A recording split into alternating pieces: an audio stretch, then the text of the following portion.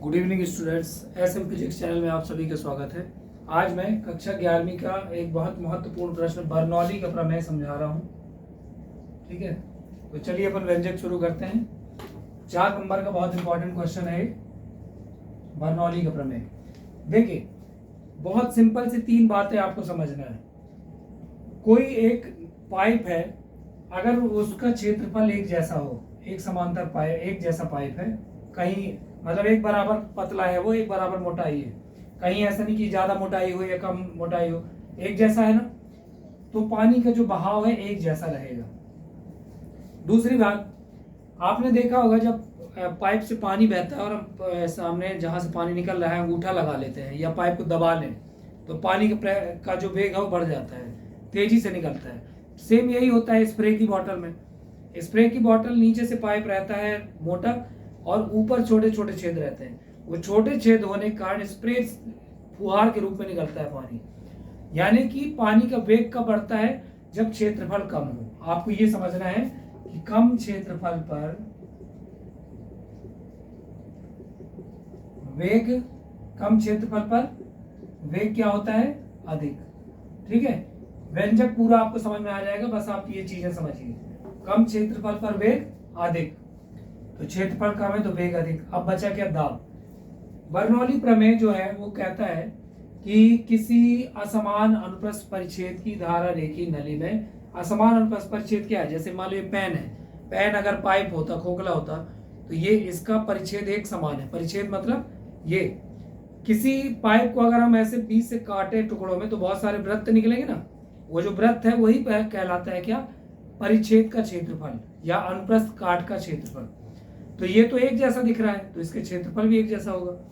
लेकिन यहाँ पे नली को देखो आप, यहाँ क्षेत्रफल कम है और जैसे जैसे इस तरफ जा रहे हैं हम बी सिरे की ओर, क्षेत्रफल बढ़ते जा रहा है, पतली है फिर चौड़ी होती जा रही, क्षेत्रफल बढ़ रहा है ना। ऐसी नली को क्या बोलते हैं? असमान अनुप्रस्थ परिच्छेद की नली। और ये धारा रेखी नली है। ऐसा माना गया बर्नौली प्रमेय में, ये एक ऐसी नली है जिसमें पानी घर्षण रहित और बिना किसी रुकावट के धारा रेखी रूप में बहता है। 1 सेकेंड में जितने पानी की मात्रा यानी जितना आयतन सिरे से प्रवेश करेगा, सिरे बी से उतना ही आयतन बाहर निकल जाएगा। इसके बारे में एक समीकरण भी है, सातत्य समीकरण, ये भी याद रखेंगे। सातत्य समीकरण यानी अविरतता का सिद्धांत, equation of continuity, equation of continuity, सातत्य का समीकरण यानी अविरतता का सिद्धांत। वो कहता है कि सिरे ए से प्रवेश करने वाले द्रव का क्षेत्रफल और विस्थापन का गुणनफल यानी आयतन A1 B1 सिरे बी से निकलने वाले द्रव के आयतन के बराबर होगा। क्षेत्रफल और विस्थापन गुणा कर देंगे तो क्या हो जाएगा? आयतन।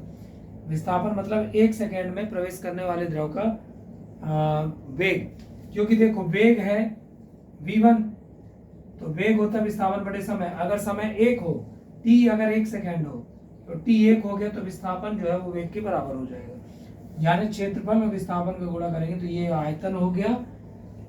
सिरे से प्रवेश करने वाले द्रव का आयतन 1 सेकेंड में जितना होगा, सिरे बी से निकलने वाले द्रव का आयतन 1 सेकेंड में उतना ही होगा। यानी कि ये प्रवेश करने वाले द्रव का आयतन और ये बाहर निकलने वाले द्रव का आयतन। तो ये सातत्य समीकरण होता है A1 B1 बराबर A2 B2।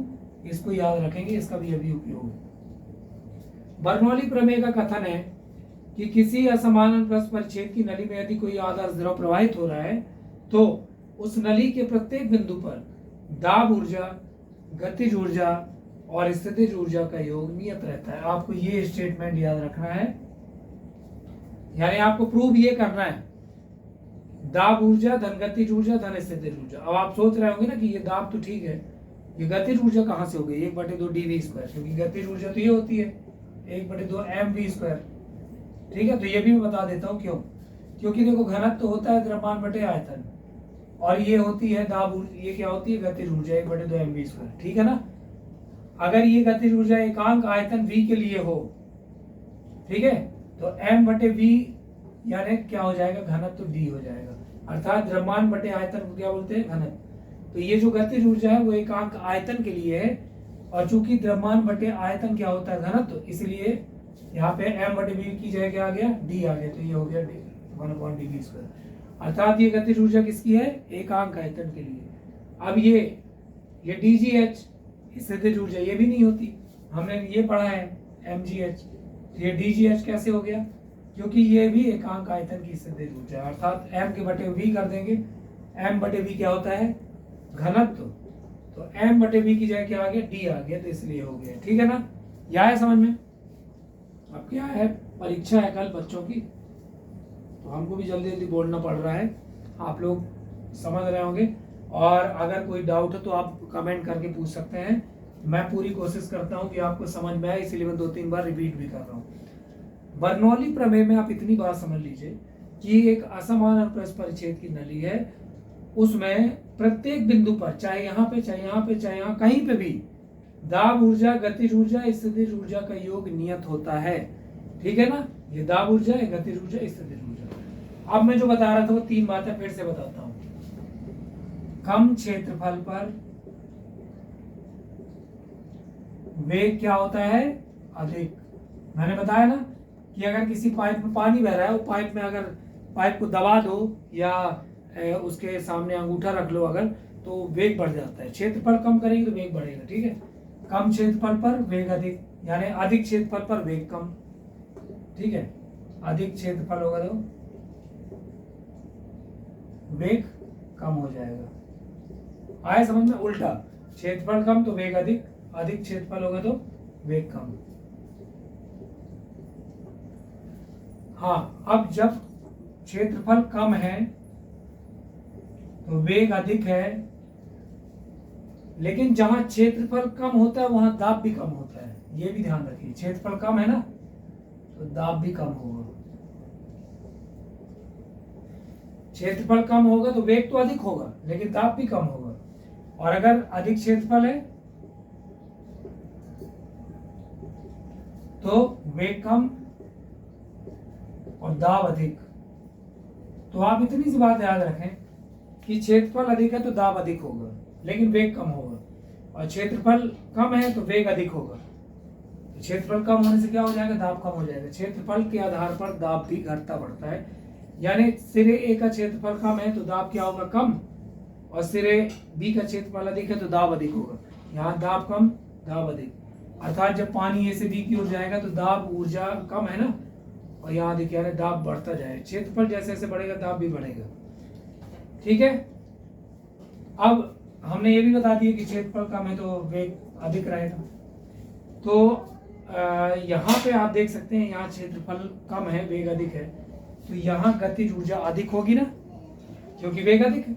यहाँ गतिज ऊर्जा अधिक है, और जैसे जैसे क्षेत्रफल बढ़ेगा गतिज ऊर्जा घटेगी।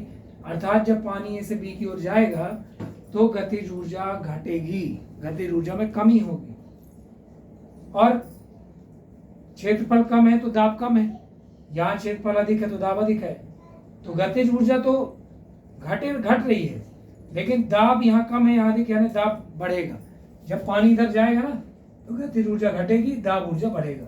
अब तीसरी ऊर्जा कौन सी बची? स्थितिज ऊर्जा। अब आप स्थितिज ऊर्जा किस पर डिपेंड करती है? जमीन से कितनी ऊंचाई है इसकी। तो देखो सिरे की ऊंचाई ज्यादा है ना, स्थितिज ऊर्जा किस पर डिपेंड करती है? ऊंचाई पर। तो mgh1 अधिक है, ऊंचाई अधिक है h1, चूंकि h1 अधिक है h2 से, जिसकी ऊंचाई अधिक उसकी स्थितिज ऊर्जा अधिक। तो सिरे ए की ऊंचाई अधिक है, इसलिए mgh1 अधिक होगा mgh2 से, यानी सिरे बी की स्थितिज ऊर्जा कम होगी। तो यहाँ स्थितिज ऊर्जा ज्यादा है, गतिज ऊर्जा भी ज्यादा है, तो जब पानी ए से बी की ओर जाएगा तो यानी स्थितिज ऊर्जा भी घटेगी, गतिज ऊर्जा भी घटेगी, केवल दाब ऊर्जा भी बढ़ेगी। ठीक है ना? तो ये समझ गए? अगर नहीं समझ में आया तो वीडियो बार बार रिपीट करके आप समझ सकते हैं, क्योंकि मैं बार बार वही चीज समझा नहीं सकता, नहीं वीडियो बहुत बड़ा हो जाएगा, फिर हम व्यंजक भी हमको करना है। तो चलो मैं आगे बढ़ता हूँ। 3 चीजें हैं, वही 3 चीजें समझना है। सबसे पहले नली में प्रवाहित द्रव की, अच्छा पहले ये लिख लेते हैं, सिरे ए पर क्या है? वेग v1, दाब p1 और क्षेत्रफल a1, बल F1, पूरी चीज हमने लिख दिया। तो अब हम लिखते हैं अच्छा ऊंचाई h1, ठीक है। इसलिए गतिज ऊर्जा k1 बराबर कितना होगा 1/2 mv1 स्क्वायर, गतिज ऊर्जा 1/2 mv1 स्क्वायर, ठीक है ना। और सिरे पर गतिज ऊर्जा, स्थितिज ऊर्जा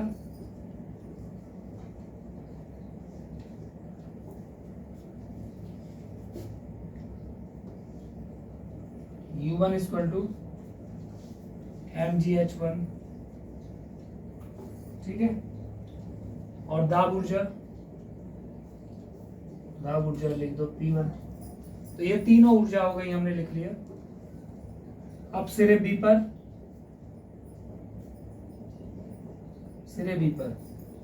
वेग क्या है v2, दाब P2, बल F2, ऊंचाई h2, पूरी चीजें लिख दी हमने। और वेग भी हो गया, बल भी हो गया, क्षेत्रफल a2 आ रहा समझ में। अब देखिए गतिज ऊर्जा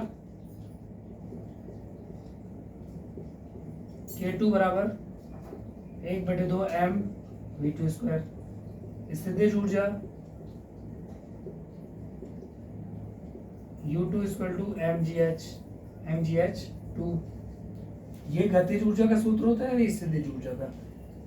ए सिरे के लिए 1 लिख देंगे, v1 h1 लिख दिया, बी सिरे के लिए v2 और h2 लिख दिया बस। और दाब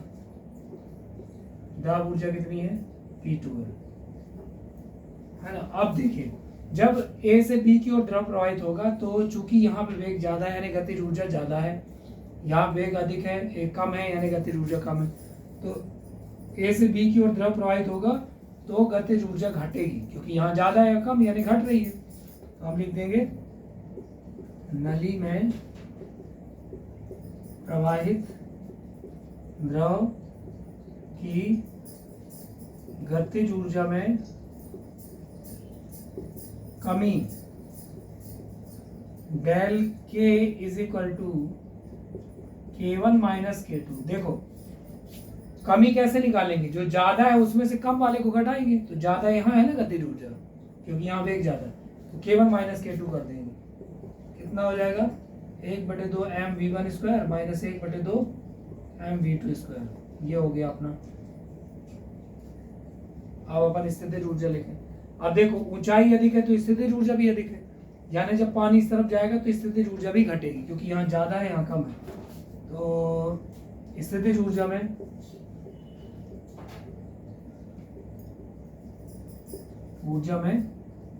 कमी डेल u इक्वल टू क्या हो जाएगा u1 माइनस u2, क्योंकि ज्यादा यहाँ है, u1 ज्यादा है u2, तो ज्यादा वाले से कम को घटाते हैं ना। तो डेल u इक्वल टू कितना हो गया mgh1 माइनस mgh2। ये भी एक आ गया अपने पास समीकरण। अब दाब ऊर्जा के लिए लिखना है, तो हम लिखेंगे सिरे ए पर द्रव द्वारा किया गया कार्य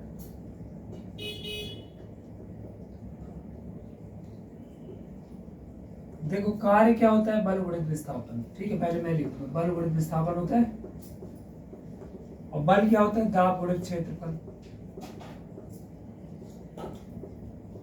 देखो दाब होता है बल बटे क्षेत्रफल, इसलिए बल क्या हो जाएगा दाब गुणित क्षेत्रफल।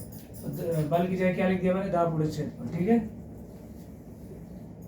तो दाब क्षेत्रफल गुणित विस्थापन क्या होता है आयतन। तो दाब गुणित क्या हो जाएगा आयतन हो जाएगा। क्षेत्रफल विस्थापन, अच्छा यही लिखे अपन, आयतन नहीं लिखते, ये लिखते दाब P1 दाब P आयत क्षेत्रफल। तो हमने सिरे ए के लिए लिखा तो W1 इक्वल टू क्या हो जाएगा P1 A1 B1 विस्थापन ये हो गया है ना। तो यहाँ पे आ जाएगा W1 equal to P1 A1 V1। मैंने बताया ना कि विस्थापन क्यों लिखते हैं V1 को, ये चूंकि ये वेग है, लेकिन 1 सेकेंड की जब बात होती है तो वेग होता है विस्थापन बटे समय, और समय अगर 1 मान लें, t का मान 1 मान लें, तो ये बराबर हो गया ना विस्थापन और वेग, यानी कि विस्थापन जो है वो वेग के बराबर ही होगा 1 सेकेंड में, तो इसलिए विस्थापन की जगह मैंने वेग लिख दिया। सिरे ए पर द्रव द्वारा किया गया कार्य ये हो गया। अब इसी प्रकार सिरे बी पर द्रव द्वारा किया गया कार्य ये क्या हो जाएगा, W2 बराबर, जैसे यहाँ P1 A1 V1 है, यहाँ लिख दो P2 A2 V2, इसी प्रकार, है ना, ये दोनों आ गए। अब देखिए मैंने बोला था ना कि P1 बड़ा है, क्षेत्रफल कम है इस सिरे का, तो दाब कम होगा, क्योंकि क्षेत्रफल ज्यादा तो दाब ज्यादा, क्षेत्रफल कम तो दाब कम। क्षेत्रफल ज्यादा यहाँ पे है, यानी कि P2 ज्यादा होगा P1 से। हम लिखेंगे चूंकि P2 is greater than P1, यानी P2 बड़ा है P1 से, तो हम लिखेंगे अतः परिणामी कार्य यानी प्रवाहित द्रव पर परिणामी कार्य क्या होगा, W बराबर W2 में W1 घटाएंगे, ये बड़ा है ना, ये वाला W2 वाला कार्य बड़ा है, तो इसको घटा देंगे, कितना हो जाएगा P2 A2 V2 minus P1 A1 V1, लिख दिया। अब इसको लिखना है समीकरण, कोई समीकरण लिख देते हैं, एक लिख देते हैं। अब हम लिखते हैं सातत्य समीकरण से। सातत्य समीकरण मैंने बताया था ना कि 1 सेकेंड में सिरे ए से प्रवेश करने वाले द्रव का आयतन और उसी सेकेंड सिरे बी से निकलने वाले द्रव का जो आयतन वो बराबर होता है। तो सातत्य समीकरण कहता है कि A1 V1 बराबर A2 V2, यानी प्रवेश करने वाले द्रव का आयतन 1 सेकेंड में जितना होगा उसी सेकेंड निकलने वाले द्रव का आयतन भी होगा, यानी कि जितना पानी निकला उतना ही बाहर, जितना प्रवेश किया उतना बाहर निकल गया। तो ये क्या होता है, ये है आयतन, और हमको मालूम है कि घनत्व बराबर होता है द्रव्यमान बटे आयतन।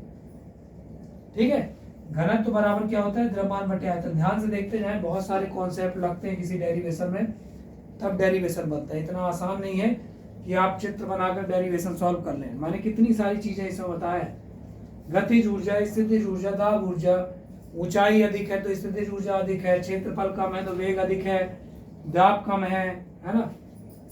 तो आप एक एक चीज समझते रहें। घनत्व क्या होता है, द्रव्यमान बटे आयतन, और आयतन क्या है यहाँ, A1 V1 A2 V2।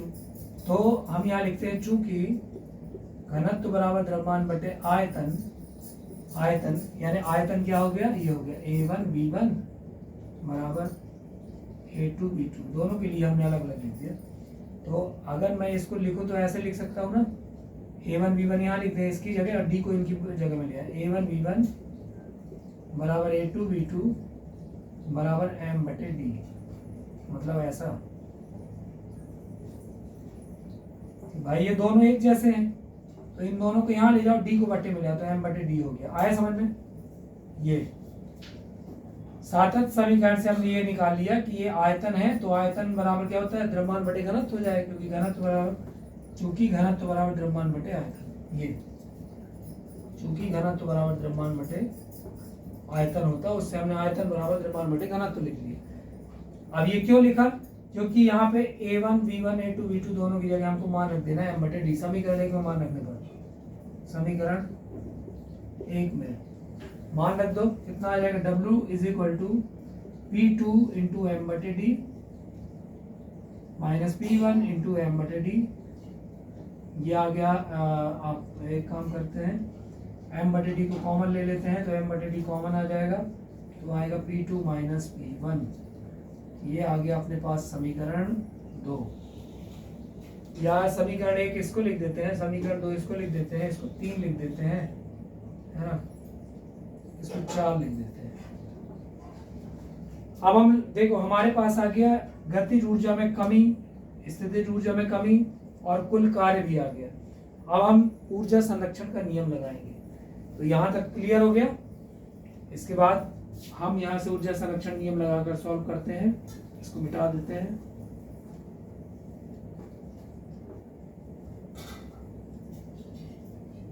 अब इसके बाद आपको समझ में आ जाएगा, सरल है बहुत। क्या करना है, ऊर्जा संरक्षण नियम से, ऊर्जा संरक्षण नियम से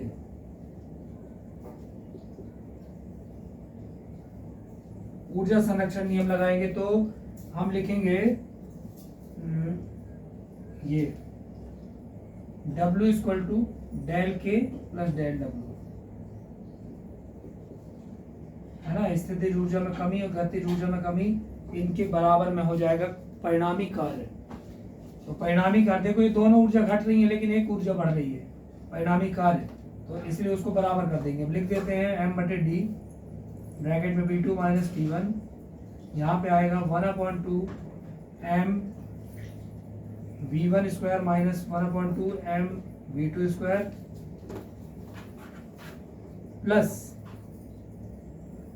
mgh1 माइनस mgh2।